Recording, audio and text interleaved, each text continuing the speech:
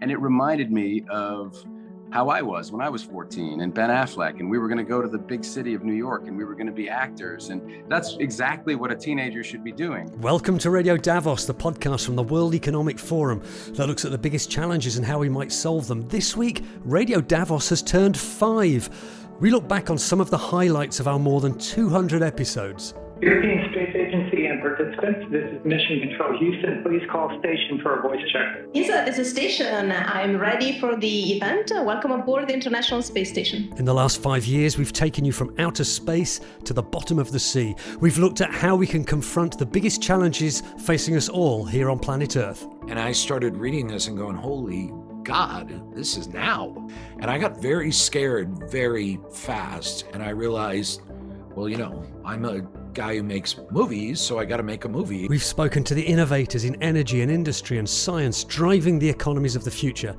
and we've addressed big changes in society. There's no doubt about it that the manosphere, as it's termed, is a growing and worrying situation. I think there are outriders, but there's too many of them to just let it go and not be worried. And in those 5 years, we've seen the emergence of generative AI. Technology can be beautiful and diabolical, just like people. I'm Robin Pomeroy at the World Economic Forum, and looking back on 5 years of podcasts. Oh my God, he just described an artist. This is Radio Davos.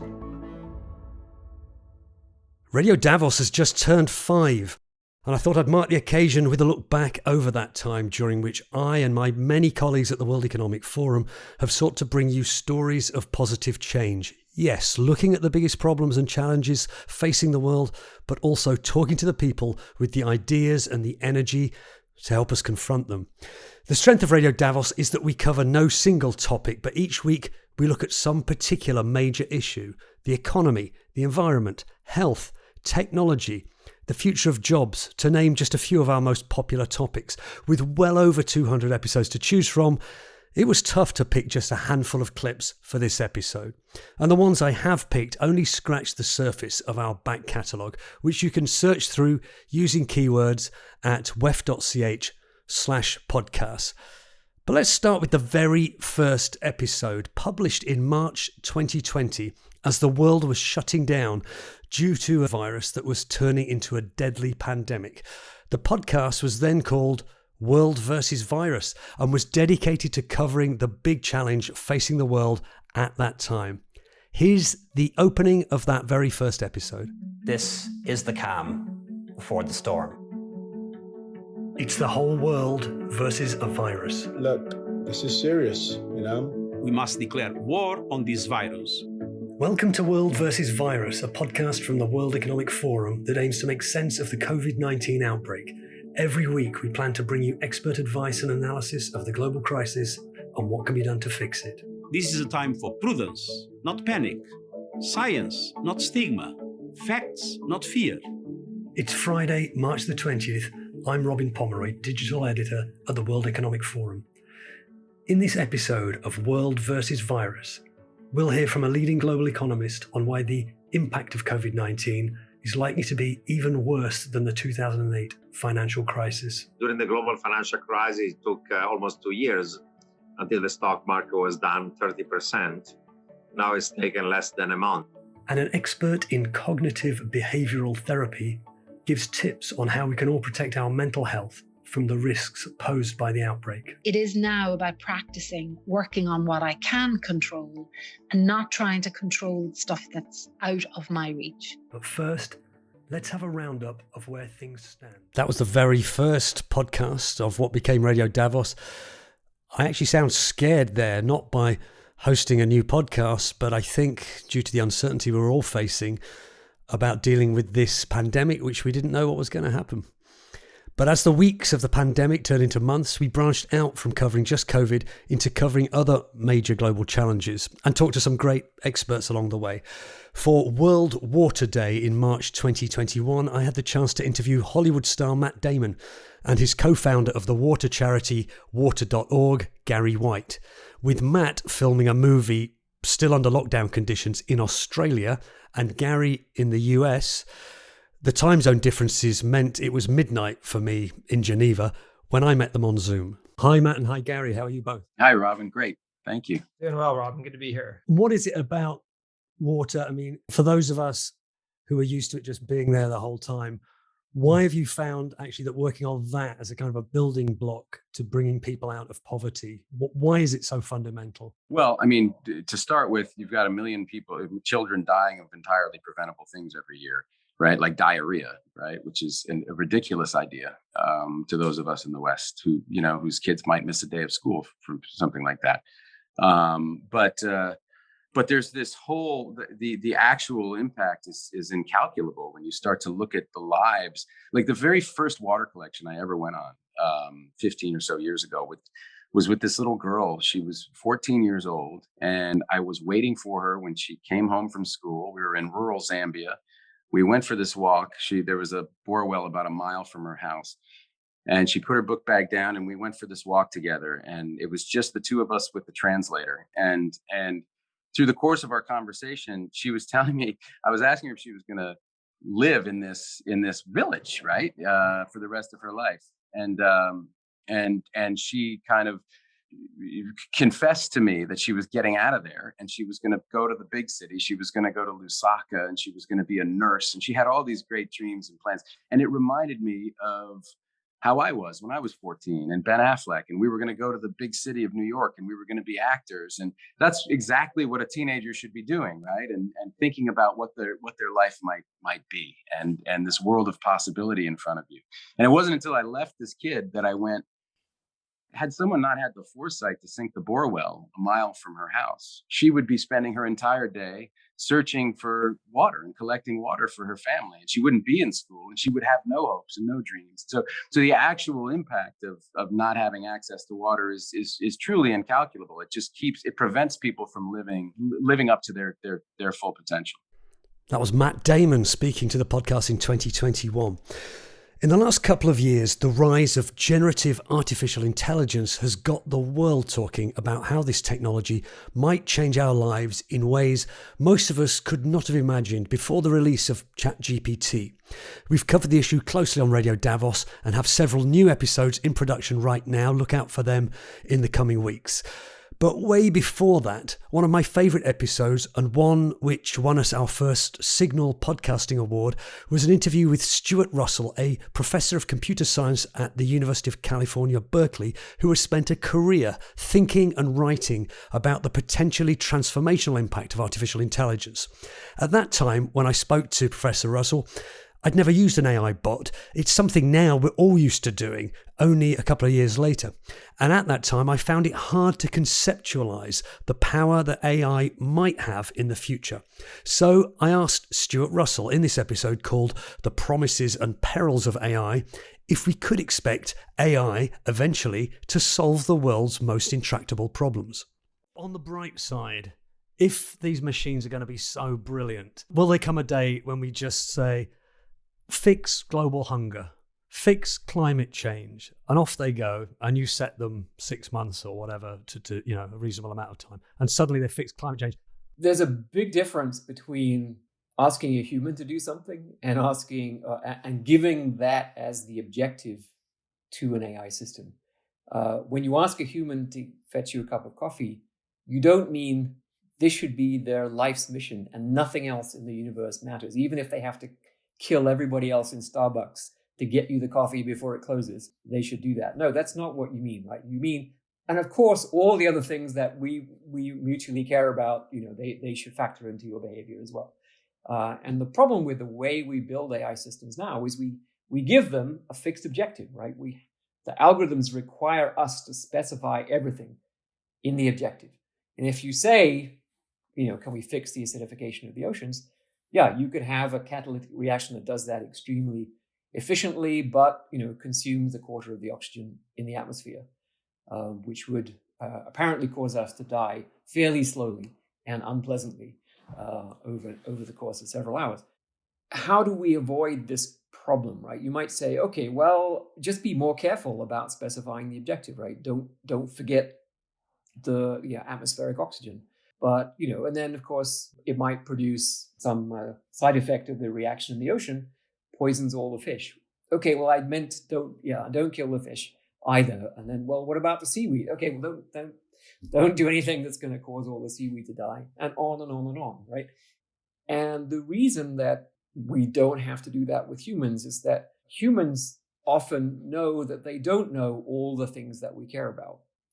And so they are likely to come back. And so if you ask a human to get you a cup of coffee, and you happen to be in the Hotel Georges V in Paris, where the coffee is, I think, 13 euros a cup, right? It's entirely reasonable to come back and say, well, it's 13 euros. Are you sure you want, or I could go next door and, get one for much less. And that's because you might not know how, their, price elasticity for coffee, right? So you don't know whether they want to spend that much. And it's a perfectly normal thing for a person to do, right? To ask, I'm going to repaint your house.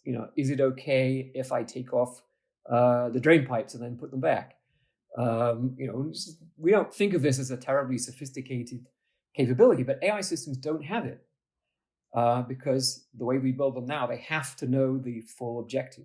In my book, Human Compatible, the sort of main point is if we build systems that know that they don't know what the objective is, then they start to exhibit these behaviors, like asking permission before getting rid of all the oxygen in the atmosphere. In the extreme case, if we want to switch the machine off, it actually wants to be switched off because it wants to avoid doing whatever it is that is upsetting us. It wants to avoid it. It doesn't know which thing it's doing is upsetting us, but it wants to avoid that. So it wants us to switch it off if that's what we want.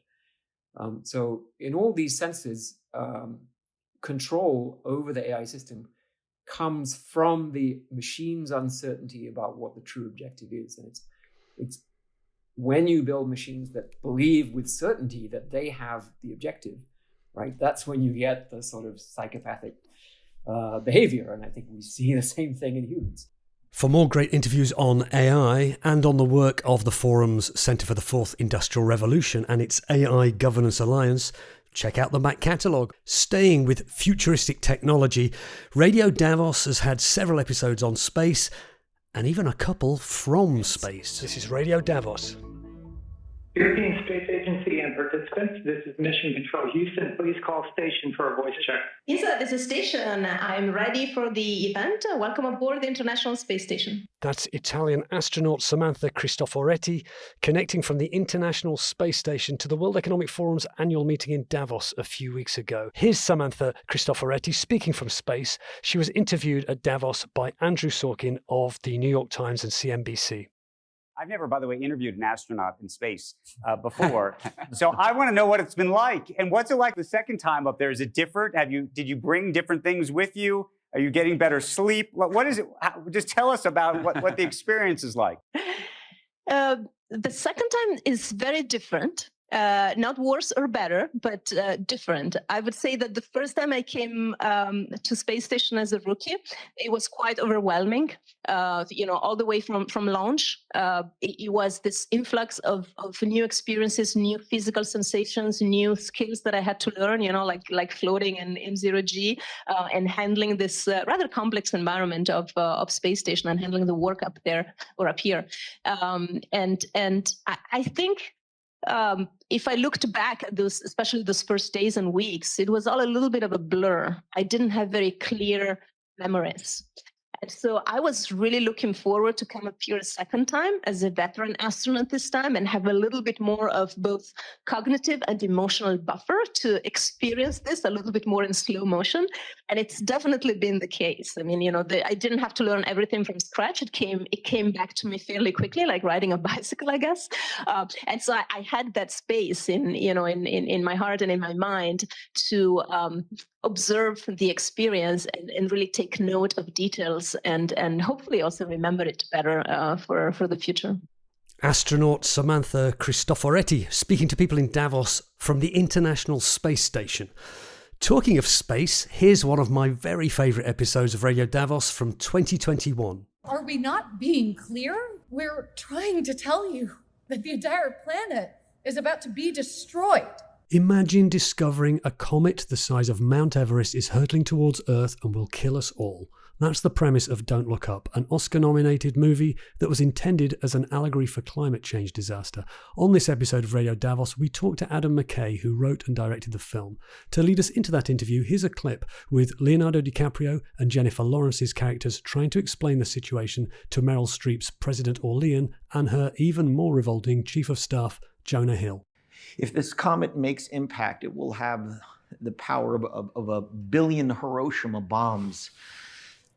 There will be magnitude 10 or 11 earthquakes. You're breathing weird. It's making me uncomfortable. I'm sorry, I'm just trying to articulate the science. I know, but it's like so stressful. I like trying to listen. I don't think you understand the gravity of the situation. It's my pleasure to welcome to the show an Oscar-winning filmmaker, the writer-director of The Big Short, of Vice, and now of Don't Look Up, an epic disaster movie, a satire, a comedy, a tragedy. Adam McKay. Hi, Adam. How are you? I'm good, Robin. Thanks for having me. It's such a pleasure to have you. Now, for those few people who are listening to this who haven't seen your movie, how do you set it up for people? What is it about? I would say it's a big, ridiculous comedy about two scientists trying to warn the world that a death comet is going to hit. And they're trying to warn a world that is much like the world we live in right now in 2022. So yeah, it's a comedy, and then it's got some dramatic, tragic elements to it as well. So your inspiration for this movie, I believe, was climate change. You were reading a book and it suddenly dawned on you what an awful situation humanity's in. Maybe you can tell us a little bit about that, but I'm just curious to know, why didn't you make a movie about climate change? Why did you turn it into this kind of allegory and turn it into a meteorite strike? Yeah, I had read the UN climate report about 4 years ago. I had read David Wallace Wells's book, Uninhabitable Earth, which I highly recommend. And I had this moment where I realized the climate crisis, which I always thought was very serious and something we have to deal with, but I always kind of thought it was 50 years away, 80 years away for my grandkids. And I started reading this and going, holy God, this is now. The models have all been too optimistic, and it's impossible to model a system as complex as planet Earth when you talk about turning the heat up the way we're doing it. And I got very scared very fast, and I realized, well, I'm a guy who makes movies, so I got to make a movie. I mean, no matter, if I made sandwiches, well, that doesn't quite work. I was going to say I would have made a climate crisis sandwich. I guess you could. You could, I'm sure. Yeah, it depends where you source your products, isn't it? It's all... Yeah, by the way, you're right. You're right. When people ask me what is Radio Davos, I often say, well, it's not radio, it's a podcast. And it's not Davos. We make most of these shows in Geneva, a day's train ride away from the Swiss town where the World Economic Forum has been holding its annual meetings for more than 50 years. But occasionally we do podcasts from Davos. And we have made what are effectively daily morning radio shows to help people at the annual meeting prepare for the day ahead and to give the rest of the world a feel of what's actually going on up that mountain. The pandemic meant there were no in-person Davos annual meetings for a couple of Januaries. But as soon as the situation allowed, the World Economic Forum did return to Davos, but it wasn't in winter, it was in the spring of 2022. This is how that first episode from an in-person annual meeting live from Davos started. It's Monday, day one of the World Economic Forum's annual meeting in Davos, Switzerland. This is Radio Davos. Welcome to Davos, and for the first time since we created Radio Davos, we're actually talking to you from Davos. It's usually a snow-covered ski resort high in the Swiss Alps. For the first time in the more than 50-year history of these Davos meetings, the World Economic Forum's annual meeting is being held not in January, but in spring. The pandemic has meant there's been no physical Davos meeting for the last 2 Januaries, so this really is a remarkable event. The first major in-person meeting really of its kind, perhaps of any kind, since COVID stopped business as usual, and how different the world looks now. On these daily podcasts every morning, we'll be looking forward to the day's action and picking up on the highlights as they happen. Doing live or as live shows from Davos meant we could get what journalists call colour from the event. Sometimes that meant running around the Congress Centre with a handheld recorder to grab interviews, and sometimes the colour came to us.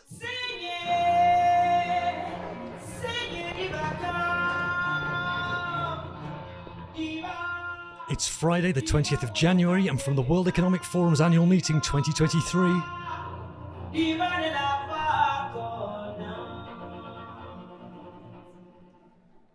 This is Radio Davos.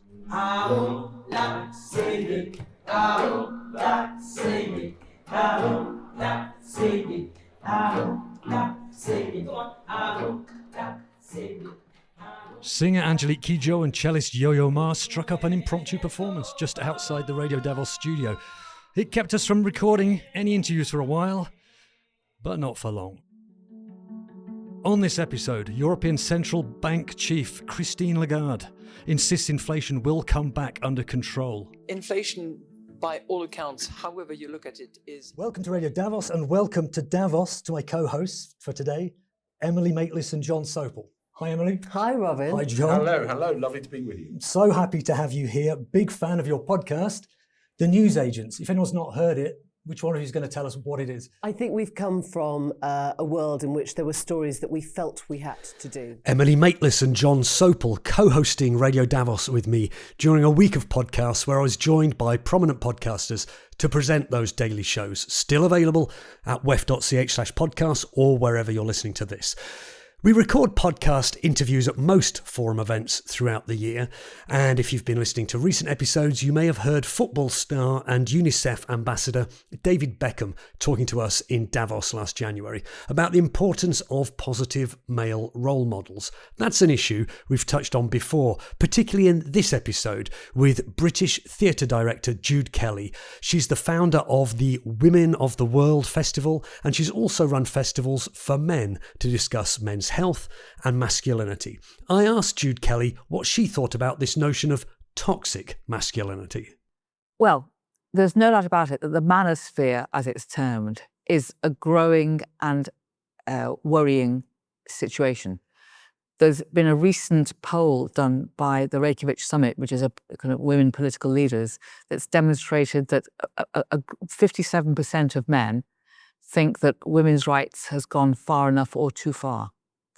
And those are not older men, they're younger men. And the implication is that boys and men are feeling rattled and insecure and worried about their identity and their status, and they want to reclaim it.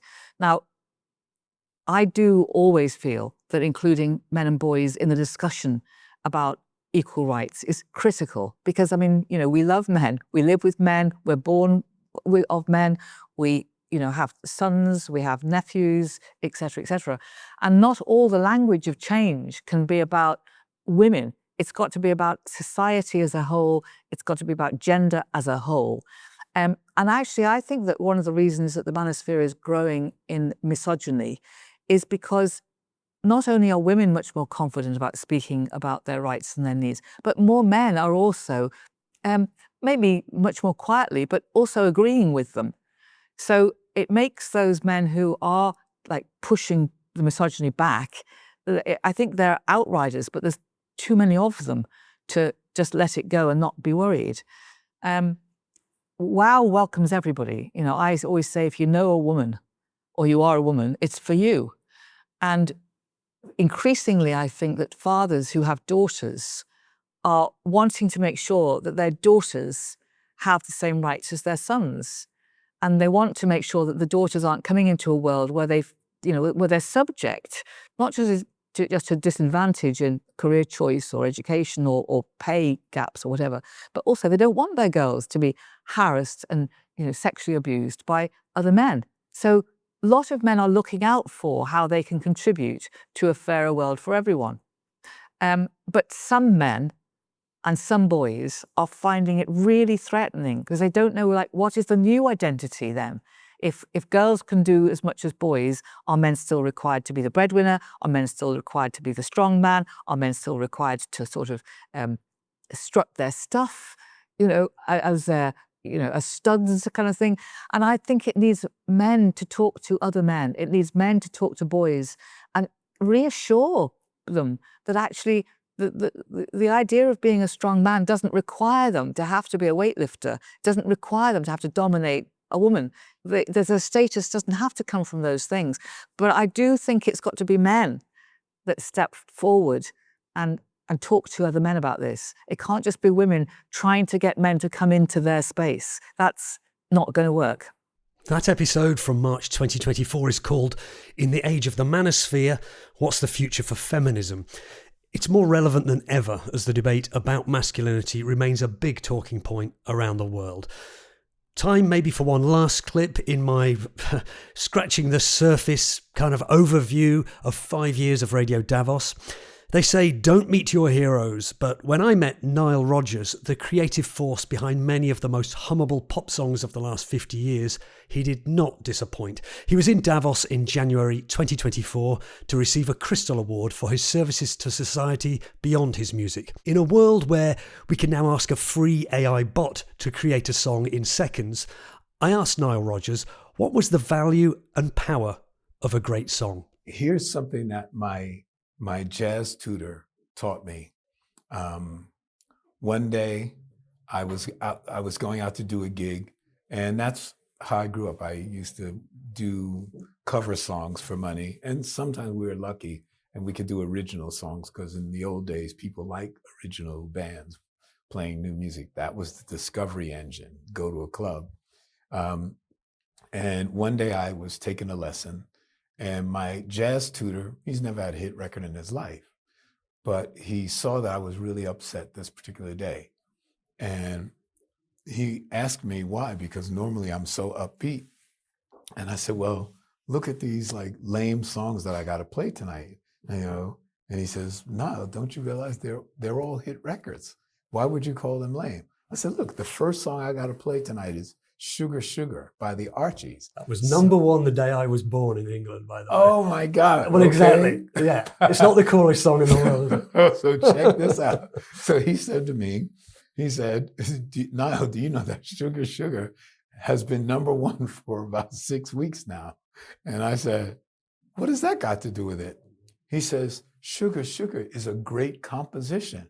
And I said, how can you call honey, do, oh, sugar, sugar. How could you call that a great composition?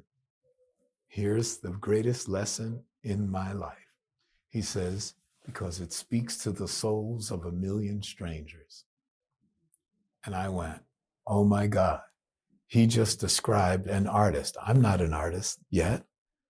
I need to learn how to speak to the souls of people I will never, ever meet. This idea of the artist touching people from a distance in time or in geography is really important. And I wonder what you think of, at this meeting here in Davos, everyone's talking about artificial intelligence, generative artificial intelligence. Mm-hmm. And now you can make a record in seconds by just telling a computer to make one. I want a song that sounds like Chic, do me a song like that. And maybe it sounds a bit like it. What's your opinion of, because I know you made those records, but I love the records for the music. Right. But I love the fact there's a connection with you, particularly because I'm having the privilege of talking to you now. But do you see artificial intelligence as a danger to that kind of human connection? So a few years ago, I was down in Costa Rica with Deepak Chopra, and we're sitting there and we're talking about AI. And this was years ago. And he says, Niall, technology can be beautiful and diabolical, just like people.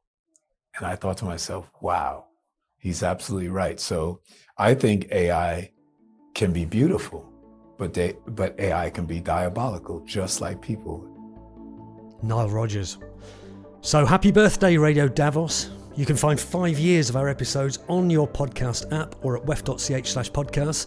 And don't miss our other podcasts, particularly Meet the Leader, hosted by my colleague Linda Lucina, who appeared on the very first episode with me 5 years ago.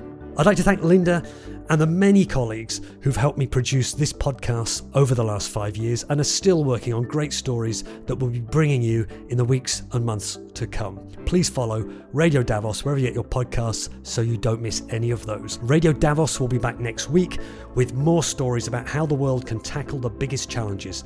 But for now, thanks to you for listening this time and over the last 5 years, and goodbye for now.